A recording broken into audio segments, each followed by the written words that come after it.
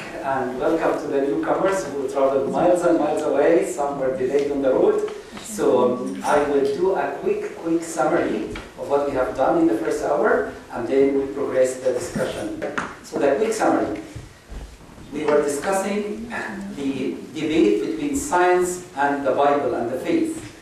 And let me just put some clear definitions. Science means knowledge, information, right? How to interpret this information is different. So we have two types of science. Operational science, that's the science that you can do in the lab and repeat it under the same condition, you get the same results. Both the Christian and atheists are performing that type of science, and there is no problem with that. Our debate is about the original science, the science of origin, the historical science. What happened in the past, where we cannot repeat that in the lab. You can have two different starting points. One to say there is no God and try to explain the universe, and others starting from the Bible. And I give you a choice of two statements. One, in the beginning God created the heavens and earth. Another start, in the beginning there was nothing and nothing had exploded. Is that science? And he developed the idea between the two different types, and the atheist belief is nature is what's all available, and there is nothing more than that. So nature has to create itself, which is a difficult scientific problem. And then they said, if you give me time and laws of nature and chance, anything could happen. As if by chance you can keep pressing on different buttons on my computer and the program will develop. Let me do that millions of times. Give me time and chance and the laws of nature and anything could happen. That's the atheism. We talked about the Christian faith, which is in the beginning God created the heavens and earth, and God created kinds, and kinds are able to differentiate. That's a very quick summary of the first session, but you will have the same idea as we progress in our second talk. Our second talk will concentrate on evolution theory and Darwin, because that made a big change in the understanding of the atheism. I'll start by a statement in one of the scientific journals saying there is no debate within the scientific community over whether evolution has occurred. And there is no evidence that evolution has not occurred. Can you imagine the statement like this? The first part they say, there is no debate, we have confirmed the whole thing, that evolution happened.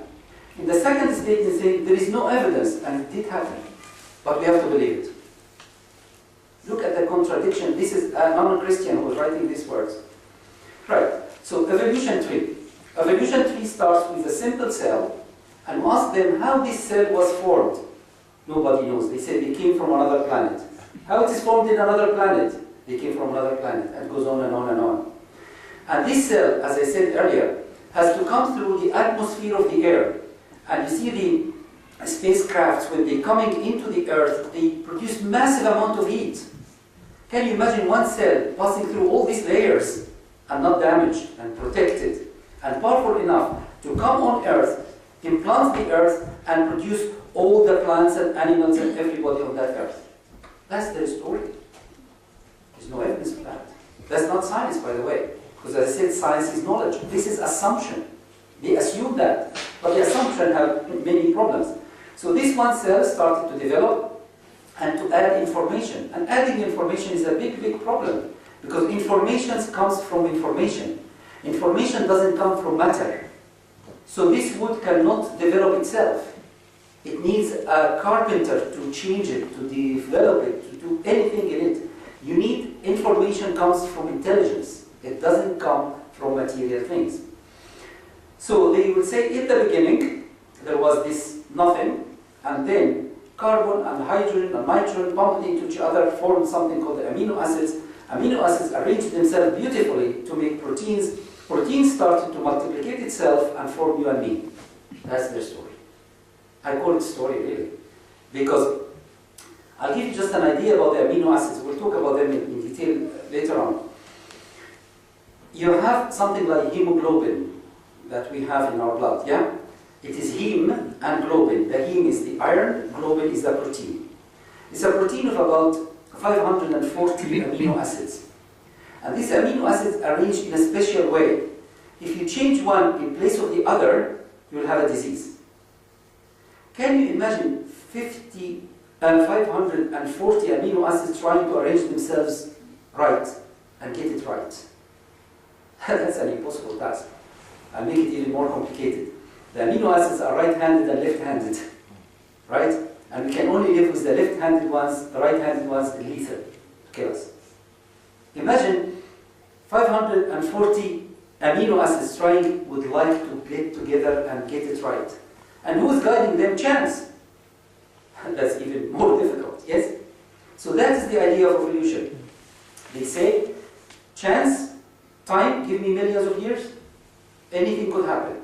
So time, chance, laws of nature. And we have to explain everything by this. We cannot. So that is the micro to microbiologist that we say, from one cell to a man or a woman. That's impossible. That's what we call the vertical evolution, which is impossible. The horizontal change within the kind, yes, we see that. That's the natural selection. We believe in natural selection as Christians, because that's operational science. And the natural selection is really understood by the Bible as well, because the Bible speaks about God created kind. So within the kind there is differentiation, but not kind changing to another or coming from another. Naturalism, as we studied before, nature or matter is all what exists, and no more. There is no God. That's the essential part of their thinking. And everything can and indeed must be explained by time, chance, laws of nature. And you can explain anything. And that's the religion of atheism. Let us see what the Bible says. And God said, let the earth bring forth grass, the herb yielding seed, and the fruit tree yielding fruit, after their kind. So God created the plant kingdom now, and it's coming from the earth that God created, and God is ordering the earth to bring that, and it will be kind, different kind of plants, different kinds. Each kind will have seeds, whose seed is in itself upon the earth, and it was so. And the earth brought forth grass and herb yielding seed after their kind. So God created kinds of plants. And they have their seeds to bring fruit and bring a new generation of another plant after their kind, and God saw that is good. That's the plant kingdom. And God created great whales and every living creature that moveth, which the waters brought forth abundantly, after their kind. Can you see how this word was repeated in Genesis 1? After their kind. And every winged fowl after their kind. And God saw that is good. So God is creating the birds and the sea creatures coming from the sea after their kind. And God made the beasts of the earth after their kind. Can you see how this statement is very important and repeated? And cattle after their kind. And everything that creepeth upon the earth after his kind. And God saw it was good. So the creation is God created kinds with genetic material inside his kind to differentiate. Right? So if there are 200 types of dogs, for example, God did not create the 200 dogs when he created the creeping animals. He created one creature which has the genetic material to differentiate into all of that over the years. And that's what we believe. And that makes sense with the operational science. So God created kinds. You see in the picture. Do you know that the cat and the lion are the same kind? But they don't advise you to bring a little lion to breed at home as your pet. Yeah? So cat and lions are in the same family, the same kind. Right? So this differentiation within the genetic pool within this kind. Elephants, we have different types of elephants. Fine. There's nothing wrong with that. That's not an evidence of evolution. They are all elephants. They didn't become cats. They are still elephants. They can be different types of elephants, absolutely. And we believe that. And we'll see how they were distributed in the earth and what is the effect of environment on that as well. We'll talk about that later. Horses, we have different types of horses. Yes, definitely. This is not an evidence of evolution at all. This is created according to their kind.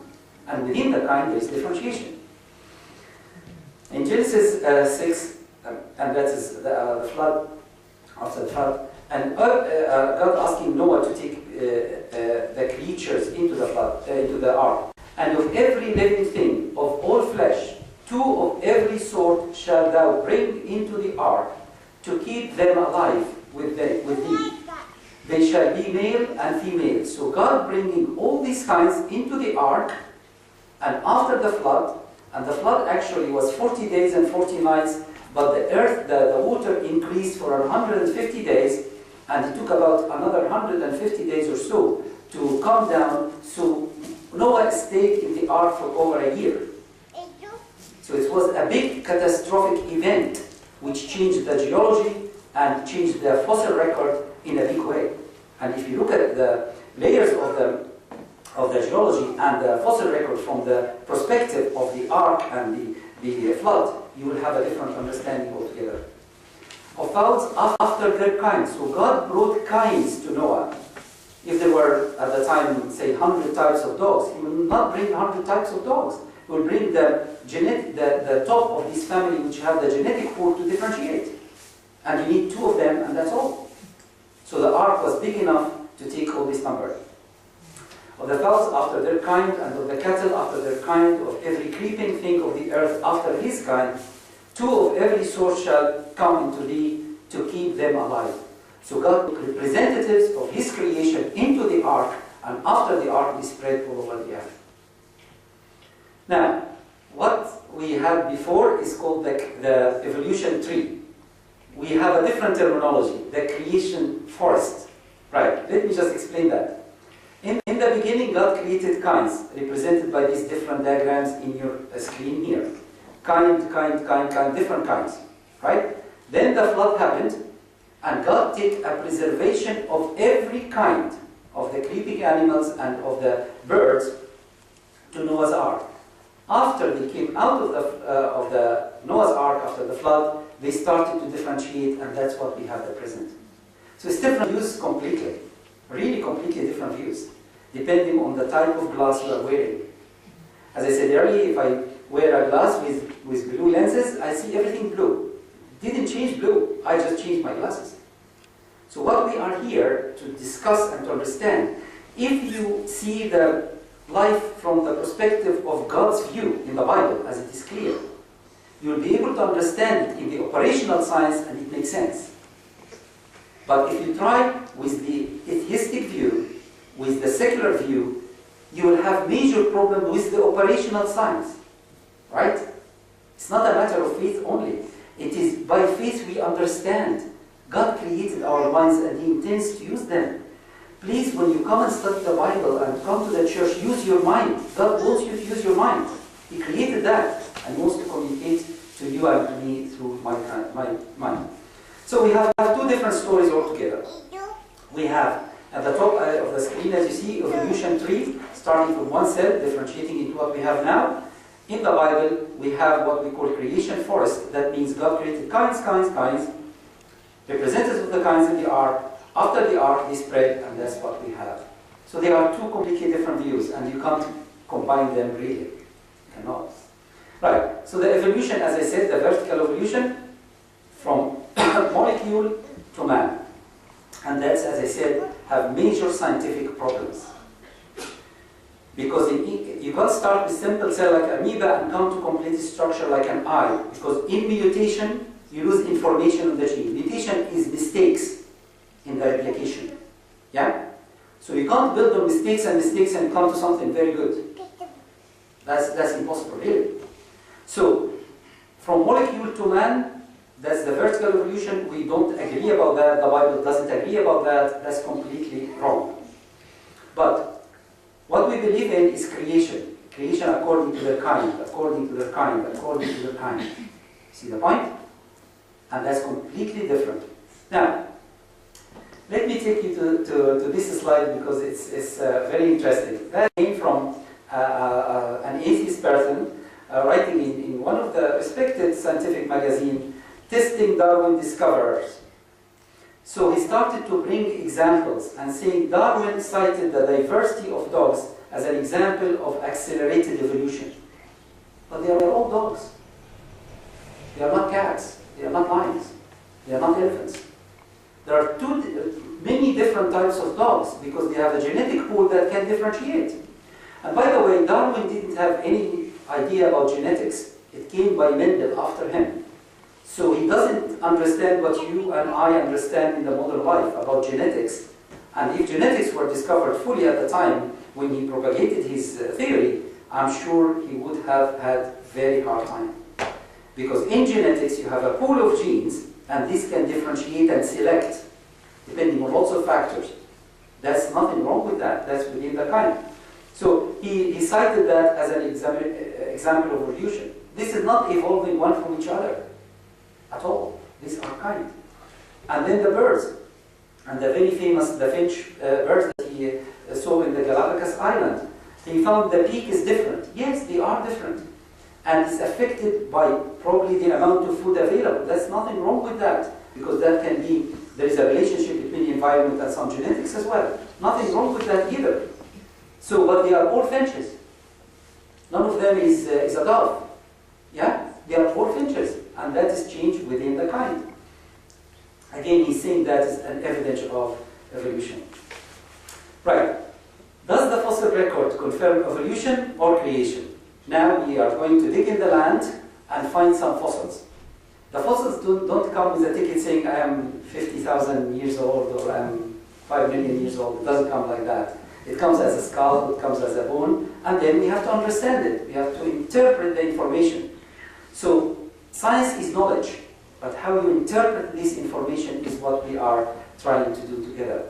So we see layers like this, like the Grand Canyon in America. You see these layers and say, okay, that means there was a very slow deposition of one layer after the other, taking millions of years. That's the view of the atheist. You stand on the top of this mountain and say, there was lots of water and lots of floods, and it happened very quickly.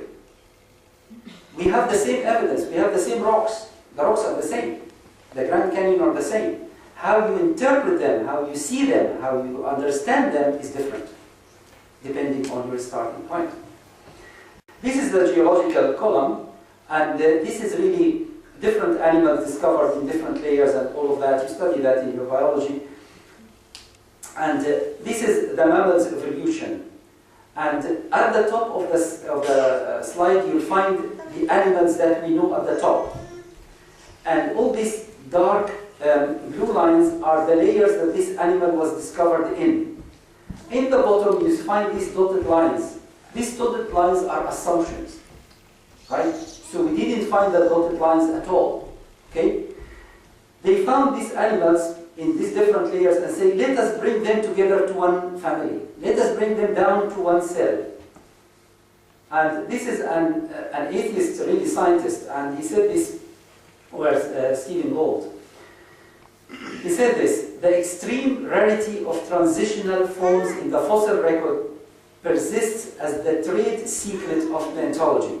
That means, he said that there is no transitional animals or plants between the layers. And that's a top secret for them. Because if that happens over millions and millions of years, you expect to find lots of intermediates, right? But you don't. So he said the transients are not there. The evolutionary trees that adorn our textbooks have data only at the tips, the data that I showed you earlier, and at the nodes, at the branches, yeah? The rest is inference, yeah, we suggested them. However reasonable, not the evidence of fossils. So this is an atheist, this man was, I think he died, and he was an atheist scientist. And he's saying, in the fossil record, we don't find the intermediates. We find animals crossing so many layers. But we try to bring them together and say we came from one family, from one origin at the bottom. This is our assumption. This is not the science. The science is to find the fossils in different layers. But to explain them, they said, okay, we have to bring them into this little thing, one origin. Transitional forms, data only at the tips and the nodes and not in the branches. And this is the trade secret of paleontology. So this is the picture without the dotted lines. So this animal was there in these different layers. Fine, that's no problem at all. This animal was there in this, but it doesn't mean that we all came from an original one at the bottom. There is a problem again with the fossil layers because there is abrupt appearance and stasis. That means when they dig in the layers, they found abrupt appearance of an animal. It just appeared. Yeah? It didn't have predecessors. It didn't have somebody which is similar or intermediate. It just appeared on that. And there is another area called stasis. That means it stayed constant for a period of time. According to evolution, it must change. But it's stasis. It appears suddenly and stayed for a period of time. And that's against evolution. And that really goes with creation after their kind.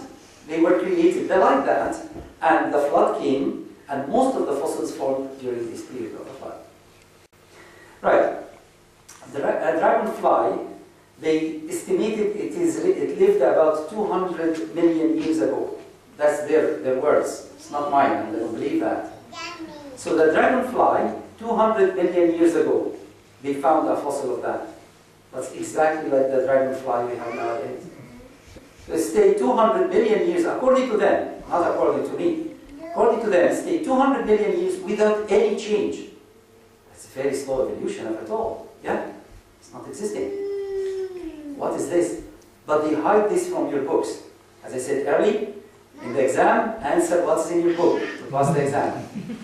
Because they want you to understand and comprehend the knowledge. If you do a PhD, you can challenge them, but that's later on. Right, there is an ant which we estimate is about 135 million years ago. It's the same that we have now. Another shell, again 114 million years ago, it's exactly like what we have now. Crab, again 50 million years ago, it's exactly like what we have now. Blue-green algae, this is the oldest living fossil, dated 3.5 billion years ago.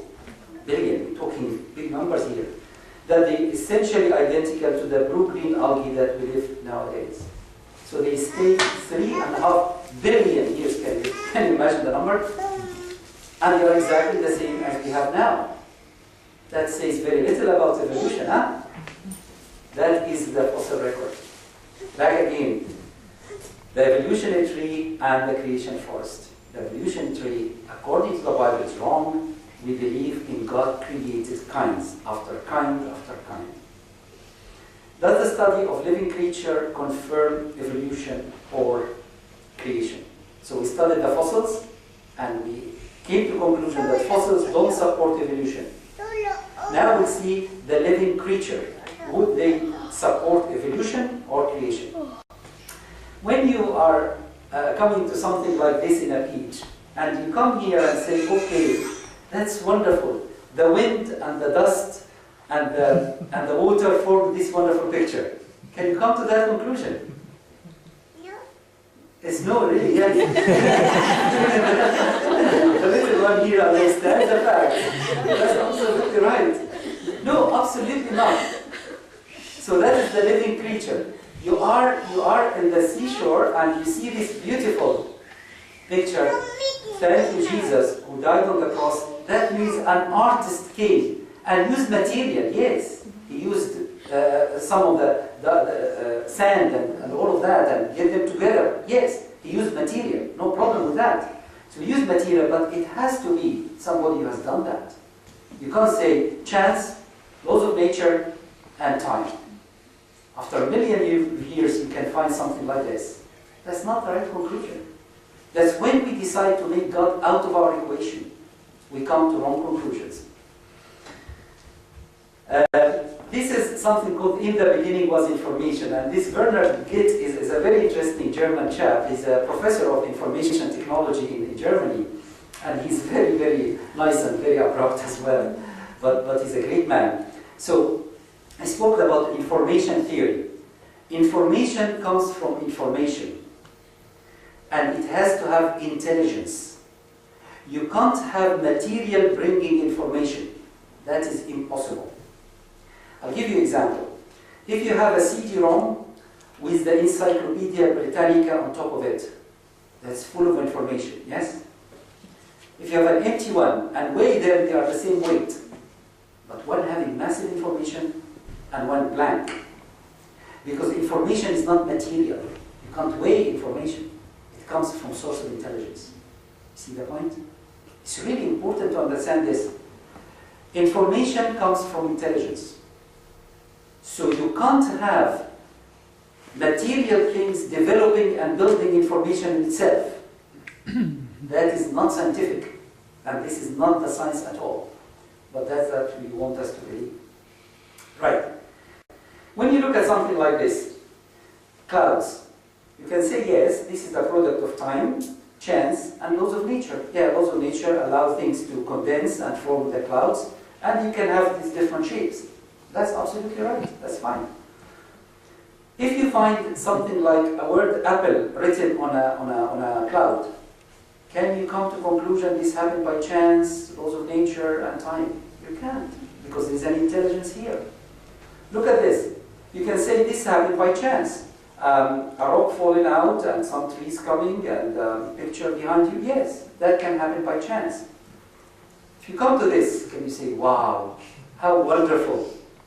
The time, the chance, and the laws of nature can form these statues of the American presidents. Can you come to that conclusion? It's impossible, actually. That's impossible. But that's what they want us to believe. Chance and time and laws of nature, anything could happen. Give it time. Just give it time. And that's why we started to talk about millions and millions and billions of years to give it time. Even within the frame of time is not enough, by the way. There was a study about changing about 8 proteins, and they found that even the proposed time for evolution on Earth is not enough for that to happen. Proposing that there is no lethal intermediates that's coming through. Because in the change, you might have something which is killing the next generation. Right? This is a complicated study, but what I'm trying to say here is even the length of time they are giving is not good enough. Recently, they added, I think, 600 million years to the Big Bang Theory to make it work. So you can just add 600 million years, what's wrong? Give it time.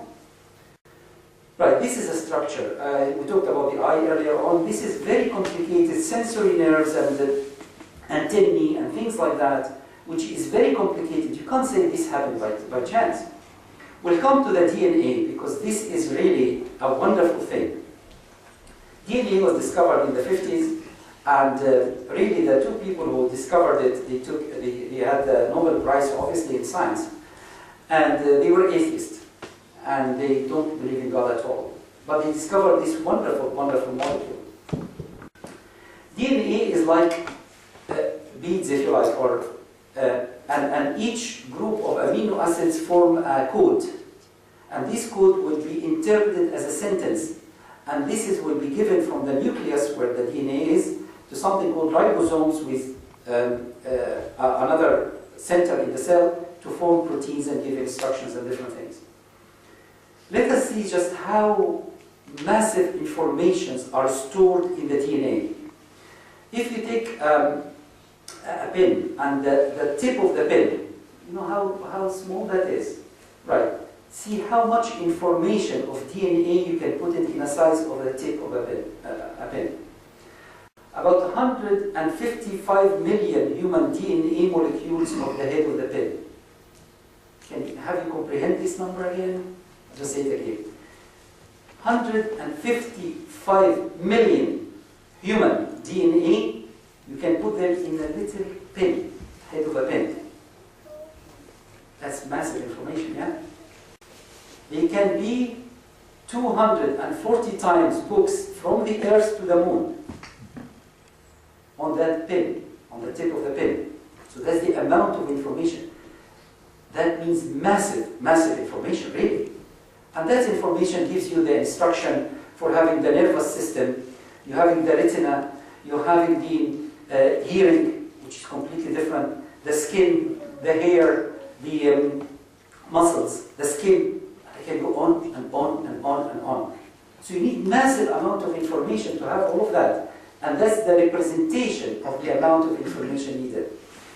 It can be, if you put it in CD-ROMs, it is 1,810 kilometers height. And that's just stored in one size pin. There is no obviously a head pin that contains this amount of DNA. This is an example, yeah? Because the DNA is in our trillions of cells.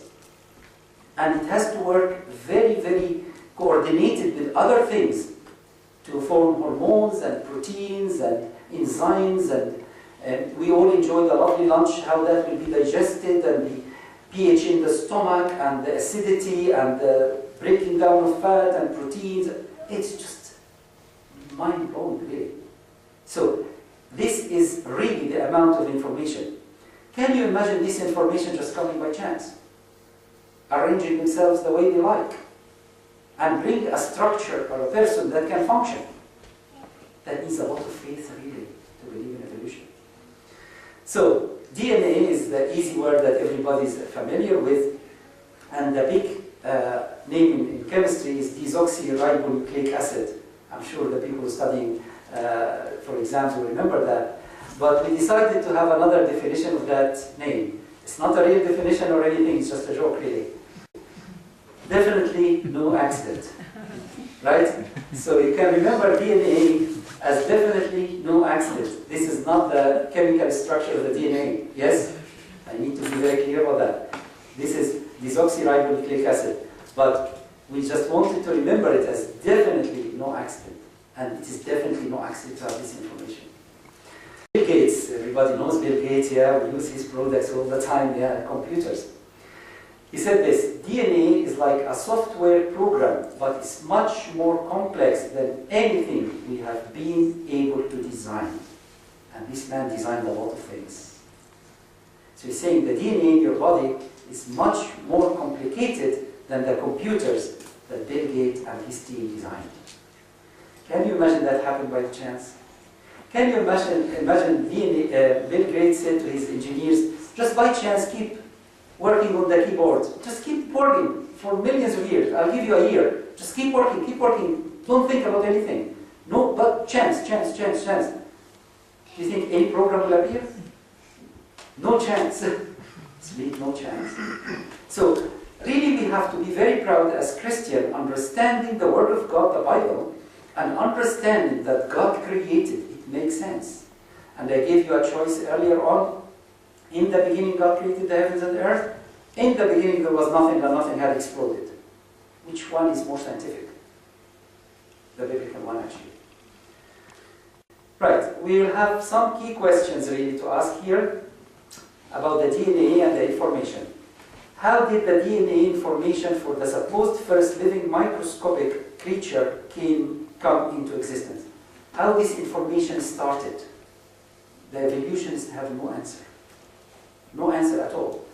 How the information came together and formed this major structure that's essential to our life. Now, in the 50s, there was a very interesting trial or experiment. It's called the Miller experiment. It said, okay, the DNA is formed of amino acids, right?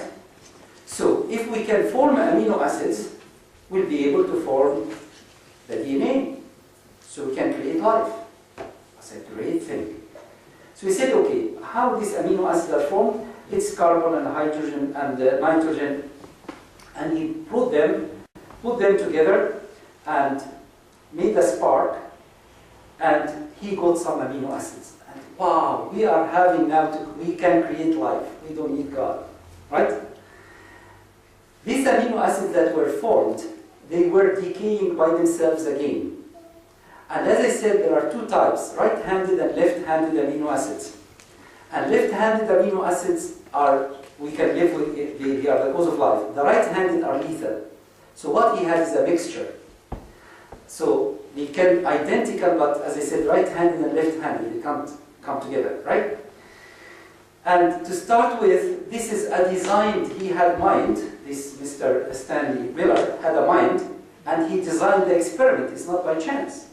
Yeah? And he put it under conditions. Obviously, this decayed all the time, and nobody now is talking about Miller experiment because it wasn't that successful. But at the time, they said, oh, we formed amino acids. But to form them, he put the elements. Who brought the elements together, first of all? And he put them under certain conditions. Yes? So he designed something, right? With what's available, which will be the components, carbon and hydrogen and all that, yes? So it doesn't apply to evolution anyway. But with the experiment, he didn't get the living amino acids. And if you have amino acids, you need them to arrange themselves in the right protein. And proteins can be more than one chain, like the insulin. It has 2 different chains with different numbers and different arrangements. Can you imagine that's happening by chance? Really, it is illogical to believe that. Right. How did stupid atoms, that's an atheist who's saying this, how did stupid atoms spontaneously write their own software? Nobody knows. Right? And then he continued. There is no known law of physics able to create information from nothing. And that is essential. Yes.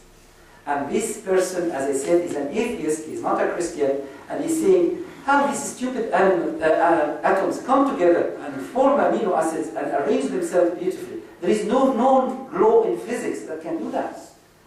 And they want you and me to believe in evolution. I think it's wrong. Key questions. How did it appear? And we discussed that. And then, how did the DNA information in the first single cell creature get changed into augmented to produce all the different plants and animals that we see in the fossil record today? What the second question is, how this information in a single cell have augmentation, added on information, and be able to replicate itself and produce people like us? This is illogical. This is the Mendel trial when he used the peas to have different colors and things, and that's obviously because there is genetic information in all of that. Again, you can have all these varieties of chicken, but they are all chicken, none of them are elephants. Yeah? So that's not an evidence of evolution. That's a natural selection. That's change within a kind. And the Bible is very clear. God created kinds and they are able to change. Horses, different types of horses. That's not an evidence of evolution at all. If you go and visit the Natural History Museum or any museum, you'll find they talk about the feet of the horse, and there were 2 and there were 3 and toes and things. And they say this is evolution. It's not. This is different group. This is different types of the same kind. Again, dogs, we have plenty of them, and they are long hair, short hair, different colors. They are within the kind. We have the human kind. We are all different. Yes, there's nothing wrong with that, because we have a genetic pool which can differentiate into all of this. And the difference actually between all the human beings that makes this is 0.02% that makes all this difference. So you see how powerful is the genetic material really. These are different insects, and they treated them with different X-rays, and they can develop lots of mutations. But these mutations are usually destructive. Right, what are the mechanisms of evolution? Supposed mechanisms of evolution. How the people who think of evolution explain their product, if you like. They say natural selection, and we Christians believe in natural selection. If you Google my name, you'll find people saying, Maggie doesn't believe in natural selection. They are wrong. And so natural selection is a fact. Yes, natural selection is a fact. And the Bible explains that because God created kinds. The other one is random mutation. We don't believe in that, because mutation cannot really produce a progressive structure. Right, so let us differentiate the facts from the false things, because that's essential. Natural selection is a fact, but natural selection is not evolution. And we have to be very careful about that, because people confuse the natural selection with evolution. They are completely different issues. Natural selection is a fact because we call it adaptation, and we'll come to that in a minute as well. Natural selection is conservative, and it is not a creative power. Let me explain that. Natural selection selects from what is available. It doesn't create. by definition, natural selection. You are selecting from what is available, but you are not building into what is available to higher structure. So by definition, natural selection, you select from what is available. Yeah? So natural selection is not a creative power. There is no creation in natural selection. Natural selection can explain why some animals live in the north of the earth, some live in the west, some live in the hot climate, some in cold climate. That's natural selection, yes. That's explainable, absolutely. But it doesn't create the being that arrived to the North Pole or South Pole or whatever. Right, so the dogs, plenty of them, and they can be distributed all over the earth. Let us follow this kind of dogs. Came from the wolf with lots of genetic material. This genetic material became more or less in the next one, and the next one, and next one. There is no information added in this journey from a wolf to Chihuahua, or the, what we call it, the other name is, yeah, we'll call it Chihuahua at the moment, yeah. Right, so what happened is, you find some dogs are so big and strong, yes, and others are very small. Some of them put them in handbags and they're beautiful, cute little things.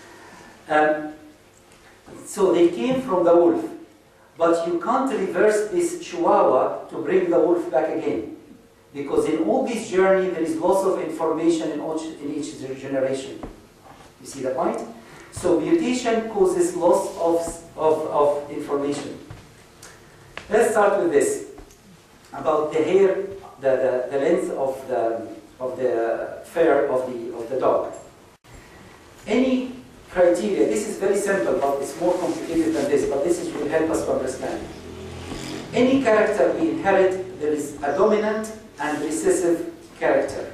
We inherit one from the father and one from the mother, right? So we'll start by two medium length hair of dogs. If you look at the genetic material, there will be L for long hair, S for short hair, right? So that brings medium hair. You all happy with that? So a male and female dogs got married, and you have LS, LS, right? Long and short and long and short. Let's see what happens. So if S and S, short and short, came from each side, you form S and S and that short hair. L and S and L and S can form L and S. L and L, it gives us long hair. We're all happy with that? We need to be very happy with this before I progress. Yes? So we start with medium hair, but this medium hair produced short hair, produced medium hair offspring, and long hair offspring. From where the long hair came? It came from the genetic material stored in the parents. Happy with that? Great. Now, if the long hair group is starting to breed among themselves, can they bring short hair again? No, they can't. Can they bring medium hair again? No, they can't. So what happened is, there is loss of information. See the point? So the long hair came, but it's a higher level from the medium hair that the parents had. It's actually loss of information, and you can't reverse that. Are we happy about this? Right, let us follow this love story here. Okay? These two dogs, SL and SL, short dogs, fell in love and got married. And they produced one of short fur or short hair. Yeah? First production of the family. The second one is SL. They can produce SL, yes? The medium size. And they can produce long hair, right? That's the first generation of their family. Let us see what happened to the first generation. The SS, and that is the short, and the medium, and the long, went to a very cold climate. So the short hair couldn't stand the cold, so they died. The medium couldn't. And what happened to them? They froze to death. And which one survived? The long hair. And that's why you find the long hair in the upper pole. Okay? So that's the natural selection. You understand the point? The reason these dogs were not able to live is because of the conditions. and they don't have the genetic material to oppose these conditions. Right, let's see what happened. So, oh, sad. Come back to the family, yes? Long hairs producing long hair only, and the short hair will die in the cold weather. The long hair went into hot climate, so they couldn't really survive, so they all died. That's how the distribution happened. You see the point? It's very easy, it's very straightforward.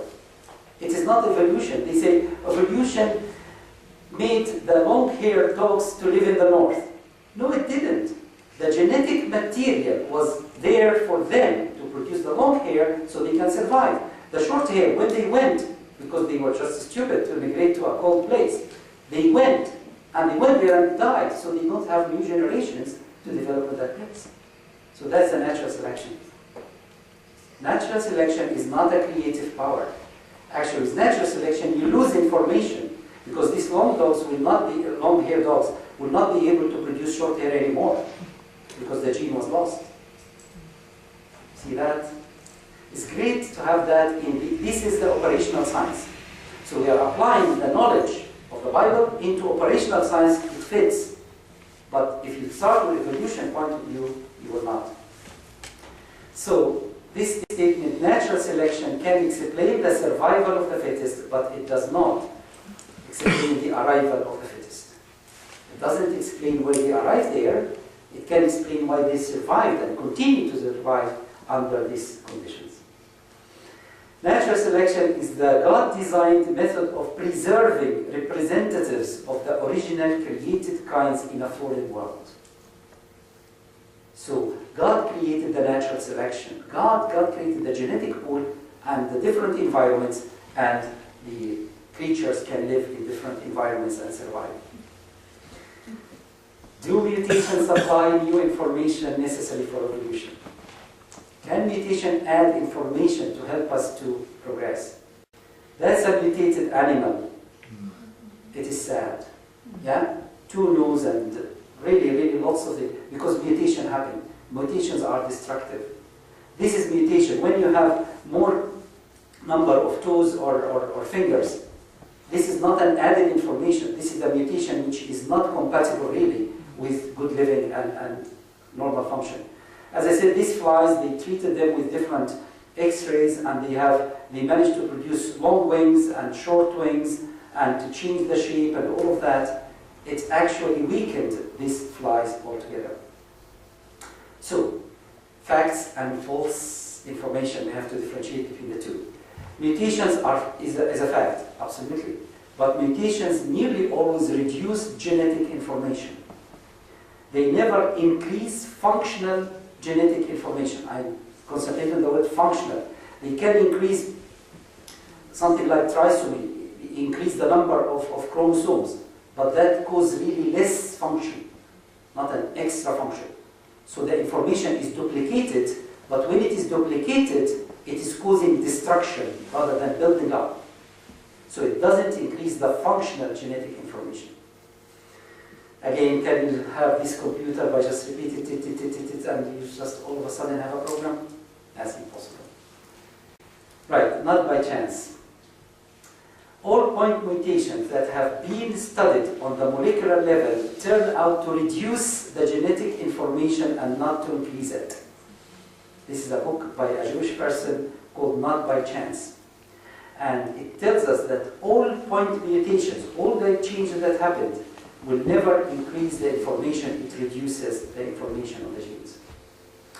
This is just a diagram to tell you, if the amount of information to produce an amoeba is, in this picture A, like a book, you need something like 6 volumes of this book to form a horse. So amoeba cannot develop, and by repeated division, to come to a horse, because you need added information. You need massive information to be added into this equation. Now, come to a very interesting bit, and just probably stop after that because I'm sure you will be needing to ask questions. Right, they come and say a mutation happens in the organisms and they develop resistance to antibiotics. And that is beneficial, obviously. So mutations can be beneficial. And one of the people who were attacking me saying he claims he's a doctor and he sees antibiotics resistant in his hospital all the time and he doesn't see evolution. What stupid man is. But I don't think so. Right, let us talk about something called Helicobacter. This is a bacteria that lives in our stomach and it can cause peptic ulcer, can cause ulcer disease. This bacteria is killed by antibiotics and some antacids and things. After you give the antibiotics for a period of time, the bacteria becomes resistant, right? But this is not evolution. Do you know what happened?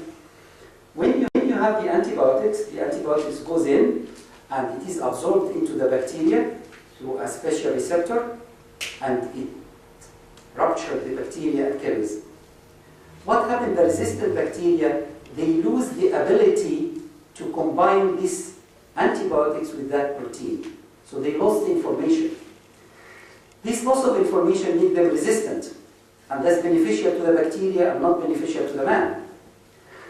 But what will happen is this new generation of the Helicobacter are weaker and not able to survive well compared to the original generation.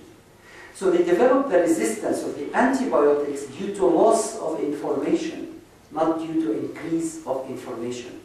They lost the ability to combine the antibiotics with the enzyme that's on the wall, and as a result, antibiotic doesn't go inside the bacteria, doesn't kill it.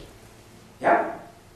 So they became resistant because of loss of information, not because increased the information. If you don't get that, don't worry, because that's when the sophisticated people come about resistant bacteria and things. But if they understand bacteria, they should understand what I've said. So the mutant bacteria lost the enzyme, and as a result, the antibiotic is not able to go in and kill the bacteria, but they are weak. So what happened in the creation? God created a perfect world, and then Adam and Eve, by their free will, disobeyed God, and sin entered into the world. And as a result of sin, decay and disease started to happen. So the original creation didn't have disease or illness, or there were no hospitals in the Garden of Eden. There is no need for one. I won't have a job in the Garden of Eden as a doctor because there is no illness. By sin entering the world, illness and decay happened in the world. And even the Apostle Paul in Romans 8 describes that the creation is groaning, awaiting the revelations of the sons of God. So even the creation, all the earthquakes, all the difficulties that we see, it was not in the original creation. But remember, Jesus Christ came, died on the cross to pay the penalty of our sin, rose again to give us new life, and if you believe in Him, you will be in the new creation that God describes in Revelation 21, new heaven and new earth, and there will be no illness, no disease, no death. Can you imagine life without death? And really, there will be hope and joy, and that's the perfect creation. So what we are experiencing now is the period of time between the perfect creation and the perfect creation to come. We are living in the period of the fallen world, and that's where we stand.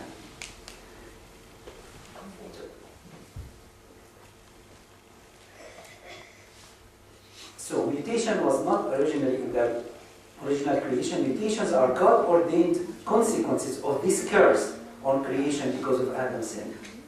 So the mutation is a curse. Yes? Can we have a break and ask questions? Sure, I think. Yeah, it's too much. It is, yes. I agree completely, and I leave it to you. Thank you. Yes, that's a great suggestion. Thank you.